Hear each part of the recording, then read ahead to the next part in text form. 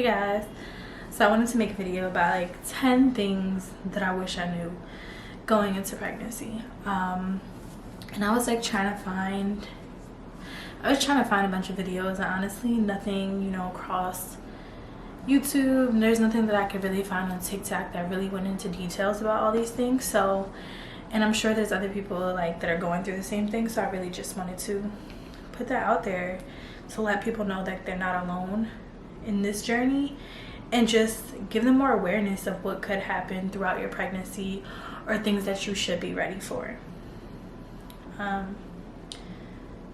So yeah, let's hop into the first one. I would say, so this, I'll just touch on the heaviest one of all.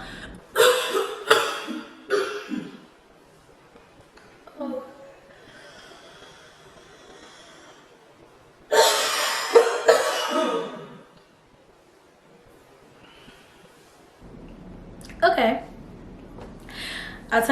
I'm gonna touch on like the heaviest one of all, or what I felt like, there's more than one that I felt like was really heavy, but okay, I'm gonna start with one of them. I think like one thing that people don't take into consideration when becoming pregnant, and whether that be on your side or the other party's side, are friendships. I think you underestimate how much your friendships are going to change, how much your relationships are going to change with people, and they change a lot. Like, you're going to have people that are going to stick around, you're going to have people that are going to really want to be there for you, and then you're going to have people that feel like you're not prioritizing them, because at that moment you're not going to be prioritizing them. It's just so many changes that your body's going through, so many changes mentally, physically. It's hard to really maintain those friendships throughout that very vulnerable time, and not everyone's going to understand that, and everyone handles it very differently. So what I experienced might not be your experience, but I think one of the toughest things for me, it was just truly trying to maintain those friendships and trying to help people understand where I was coming from, with not wanting to be in the circle as much. Everyone's drinking, everyone's going out, so things look a little different, and that's not to say their life shouldn't change because yours is changing. But from my experience, nobody in my friend group on this side of the world is the mother yet. So for me, that was a big change. Like, they don't really know how to cope with that, and I don't really know how to cope with that either. I don't know how to find that balance with my friends want to go out and they want to drink, or they want to go to the club, or they want to go to a hookah bar, and it's like, those are things that are not going to fulfill me right now. Those are not things that I want to do. So it's definitely a big change. I feel like mentally, sometimes you're able to be there a lot more as a friend when you're not pregnant, because you don't have so much going on within your life. And I think that took a big adjustment for some people. Like, for me, I feel like I've always been like the therapist friend, which I don't mind. It became very overwhelming when I became pregnant, because I was dealing with so much of my own things. Like, so much of it's just like your life is literally changing when you're pregnant. You're basically, I wrote this poem, and it was really short, and it was like, you're so close to life and death at the same time. And to me, that's truly what pregnancy is. You're so close to life and death at the same time. Like, so many things in your life are dying, but so many things in your life are coming alive as well. You're bringing a new life in. You're going to live a new life. Like, there's a lot of changes that you're going through. So it's going to be rough. So jumping into number 2. For number 2, I would say you definitely become, I'm just looking at my notes. You definitely become more motherly and more mature. And that means in all aspects. Like, I feel like you're very much more understanding. You have a different outlook on things. And I think it is because you're bringing a little life into this world. It's just such a mindset shift, and I can't really explain it, but you'll definitely feel it, and you'll understand it, and you'll be like, wow, like, this is crazy. Like, that's really all I can say about it. It's definitely a mindset shift, for sure. So yeah, jumping into the next thing, I would say laziness / no motivation. That was a big thing for me. Like I said, like hanging out with friends was like so hard. Like just wanting to go out and do, you know, anything became really difficult because you're so tired all the time. Like you're creating a little human. Like definitely cut yourself some slack. Don't beat yourself up, because that was something I definitely did in the beginning. I was constantly beating myself up about how, you know, I wanted to complete this, I wanted to complete that, and I just didn't feel like myself. Like I've always been a very motivated person, always been the type of person that, you know, is like, I guess you can say like a go-getter. Like I usually hustle. So, you know, not being able to do those things really took a toll on my mental. I just felt like, you know, I had to sit there, but I think that's, you know, I think that's beautiful. I think that you need to do that. I think your life is changing so much that, you know, you kind of, your body knows that you need this time to yourself before you bring this life into the world. So yeah, but you know, one thing I did do to cope with that a little bit, because I think I was extremely tired to the point where like some days, especially in the beginning of the third trimester, I would say the first trimester and the third trimester was the worst in terms of tiredness. So what I did was I actually ended up getting iron pills, and these definitely helped a lot. They allowed me to have that energy to be able to do simple things. So I would highly recommend, and I'm also anemic, so they were really helpful. And as well as liquid IV. I know that a lot of people usually wait until they're breastfeeding, until they give birth to start taking liquid IV. I personally started once I was feeling really tired in the beginning of the third trimester. I was like, okay, we have to do something. Like, it's to the point where I can't get out of bed. It's to the point where, you know, nothing is getting done. So I feel like these have been super, super helpful, and I truly love this brand better than liquid IV, because as you can see, you get different flavors. This one is watermelon. It's one pack, it's on Amazon, and you get multiple flavors. Sunrise orange, my favorite is watermelon, but these have been super, super helpful. So I would highly recommend grabbing a bag of this during pregnancy, after pregnancy, just to throw in your water to help you. Another thing that I feel like did make a difference was taking my prenatals. I think there was times I forgot to take my prenatals, but when I remembered, definitely made a really big difference. These are the prenatals that I've been taking, and I feel like it does make a difference what type of prenatal that you take, because before I was taking a gummy and it made a difference. I was very constipated when I was taking the gummy. I had to end up like taking prune juice and actually going to the hospital because my cramps were so bad that I didn't know what was going on, which leads me to my number 4. Number 4 would be everybody's body is so different. Different bodies, different symptoms. Definitely say that. So for me, I had no idea it was normal.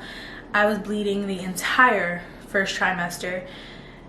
Like, I was terrified. It was like, it wasn't just spotting. You know, sometimes I would go to the bathroom and I would just be spotting. There was other times, you know, whenever I was sexually active, I would actually bleed afterwards, whether it was a day after, 2 days after, initially after. It was just a lot. It was really tough because I didn't know what was going on. It was like, you know, you hear blood and you hear it's supposed to be a miscarriage. So that was definitely super scary. And honestly, no one could tell me why I was bleeding. It was, you know, I was diagnosed with a threatened miscarriage, and I didn't really know how to handle that. That was, I want to say, maybe 2 weeks before I hit my second trimester. But up until then, I would bleed like every 3 days. It was just a lot. And now, when I got into my second trimester, not now, I'm in my third now, but when I got into my second trimester, it just completely stopped. It completely stopped. So the only thing that helped with that, honestly, was just having faith. Like, there was nothing that I could do. Like I said, I went to the doctors, I went to the hospital, and I got diagnosed with threatened miscarriage. They couldn't tell me why I was bleeding. That's all that they said. And obviously that scared me. It's like, damn, I made it this far. I'm only 2 weeks away from my second trimester. What's going on with my body? yeah, so the only thing that helped with that was literally having faith. It was like praying. It was just like trusting in God. That's all that you could do in that situation. There was nothing more that I could do to make it better. Yeah, so I would say, you know, if you're a person of prayer, definitely pray. Put on some healing music, some spiritual music that you feel like will take you through. And yeah, and just pray. That's it. That's all you can do.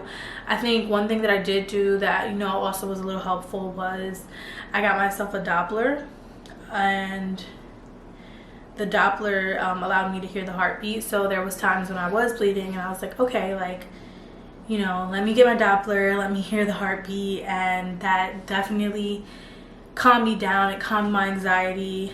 It was definitely really, really helpful. So I would definitely recommend just going on Amazon and grabbing yourself a little Doppler and getting that just for some reassurance. Yeah, so jumping into the next thing, it would definitely be confidence. I think that, you know, again, like I said, everyone is so different, but for me, my confidence definitely lacked throughout this pregnancy so far.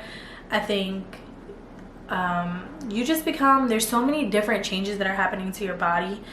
Whether it's my stomach getting huge, which I actually love my stomach, it has nothing to do with that. But you know, now it's like, okay, I might feel I don't feel proportion. Like I feel like I have a huge stomach and then I don't have any, like I'm skinny, so I don't have any thighs, or, you know, I feel like it's normal. Don't beat yourself up.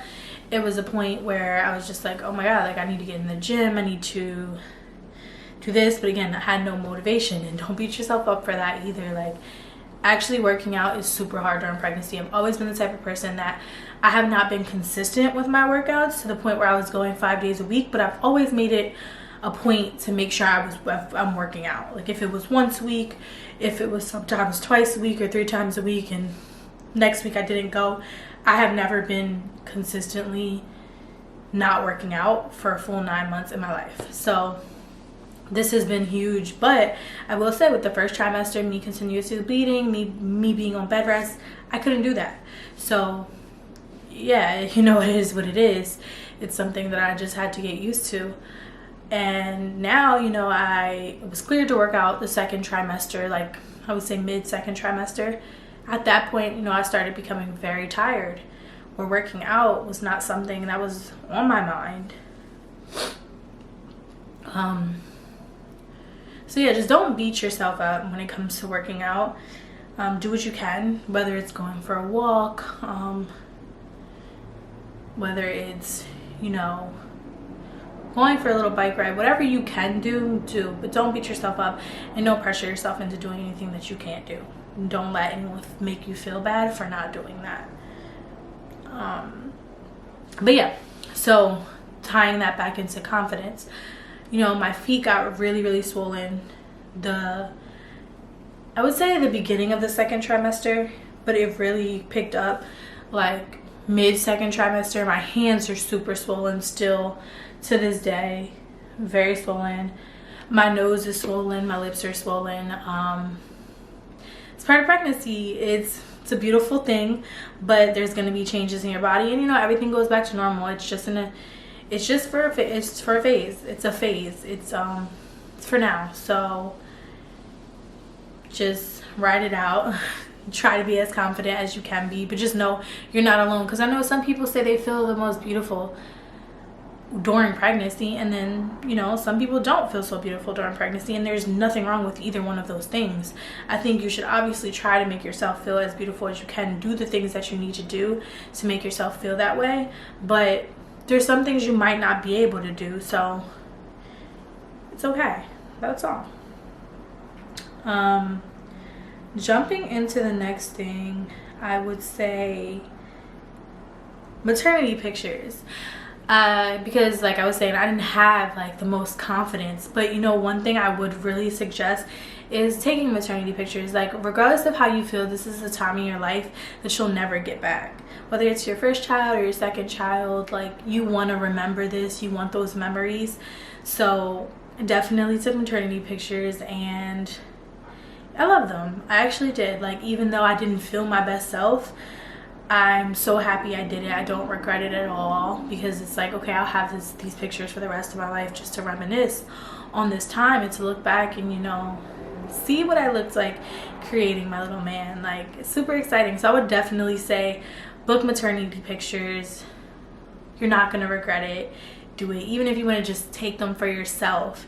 If you want to make sure that, like, if you don't want to put them out there, that's fine. But make sure you do it. So as I jump into the next one, food cravings. So my biggest craving was definitely Chick-fil-A. I wanted Chick-fil-A all the time. All the time. And I was never the type of person to want to eat fast food before, but that was just my craving. And I would definitely say be careful with that, because you don't want to get you don't want to take your glucose test and get gestational diabetes. Yeah, so definitely monitor. Give yourself what you want, but be careful about it. I will be honest and say that, because I know people say, you know, eat what you want, you're craving things, but you do want to be sure that you don't get that, because I've heard it's just a lot to deal with, and you don't want to have to deal with that. I definitely had a scare, and that's why I say that. I took my first test, and they took forever to take my blood, so I ended up failing by 1 point, and I had to take the 3-hour glucose test. Long story short, that was an experience, but I passed, and it was just scary, you know, for that 1 week waiting period when I had to, like, schedule the test and all of that. I was super afraid, because, like, what you read about having it just, yeah, it puts your mind, it gives you an anxiety that you don't really know how to deal with, if that makes sense. Because it's like, okay, what if I do? Like, what happens during birth? All of that. So that was just scary. So that's why I just say be mindful of your intake with those things. And then jumping into my next one, I would say maternity clothes. So in the future, I would definitely invest in some maternity clothes, but this goes off based off of confidence too. It has been really hard to get dressed. Super hard to get dressed. I did not invest in maternity clothes, so I would highly recommend, you know what, not even maternity clothes, because I didn't want to invest in it, because I was like, why do I want to buy all these clothes and then never use them again? Or not to say never, but no time soon. So I would definitely recommend, you know, getting leggings, getting like loose fit pants that will fit you throughout pregnancy, and maybe that will fit you with after pregnancy. Get like, if sweaters, you know, if it's winter time or if it's fall, get large oversized sweaters that you can wear when you're not pregnant. Get some t-shirts. Bodysuits were actually really, really helpful. They were the one thing that I feel like covered my belly all the way through, and I didn't have to, you know, get new bodysuits. I was still wearing the same ones. So if you get some bodysuits with like some, you know, loose fitting or whatever pants, like something like these type of pants, like you see the waistband on them, these are definitely super they're elastic. I love them. They're not pregnancy pants. Yeah, I would definitely recommend getting some maternity clothes. Yeah, it'll make your life so much easier, because I'm telling you, every time I went to go get dressed, it was so difficult. It was the worst thing. Like, that's part of the reason why I never wanted to go out anywhere either, because nothing ever fit me, and I did not invest in maternity clothes.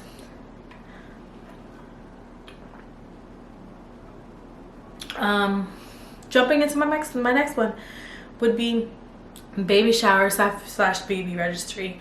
So I don't know, everyone kept saying I was having my baby shower too early, which, you know, I did have it early because my family is on the East Coast, I'm on the West Coast, so I couldn't travel, you know, too close to due date. So we decided to have it early, and I had my due date is in February, mid-February, end of February.